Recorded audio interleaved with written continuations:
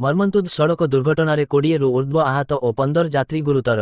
49 number ଜାତୀୟ ରାଜପଥ Karanjia block ଚଢ଼େଇଭୋଳ ନିକଟରେ କେନ୍ଦୁଝର ପଟରୁ କରଞ୍ଜିଆ ଆସୁଥିବା ଶିବଶକ୍ତି ବସ୍ ନମ୍ବର ODF 6115 ଚଢ଼େଇଭୋଳ ଛକ ନିକଟରେ ଚିତ୍ରପଶି ଦେଇ ଯିବାକୁ ଉଦ୍ୟମ କରୁଥିବା ବେଳେ ଯଶୀପୁର ପଟରୁ ଆସୁଥିବା ଏକ 10 ଚକିଆ ଟ୍ରକ୍ ନମ୍ବର ODF 2432 ସନ୍ଧ୍ୟା ପ୍ରାୟ 6ଟା ସମୟରେ ମୁହାଁମୁହିଁ ଧକ୍କା ହୋଇଥିଲା।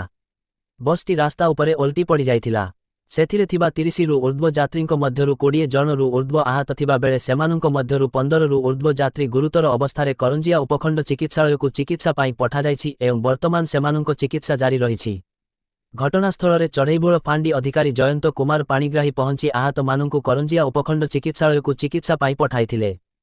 ତେବେ ଟ୍ରକକୁ ଚଢ଼େଇଭୋଳ ଫାଣ୍ଡି ପରିସରକୁ ଅଣାଯାଇଛି ଏବଂ କ୍ରେନ୍ ସାହାଯ୍ୟରେ ବସ୍କୁ ଉଠାଇବାକୁ ପ୍ରୟାସ ଆରମ୍ଭ ହୋଇଛି। ଦୁଇ ଚାଳକ ଅଳ୍ପକେ ମୃତ୍ୟୁମୁଖରୁ ବର୍ତ୍ତି ଯାଇଛନ୍ତି।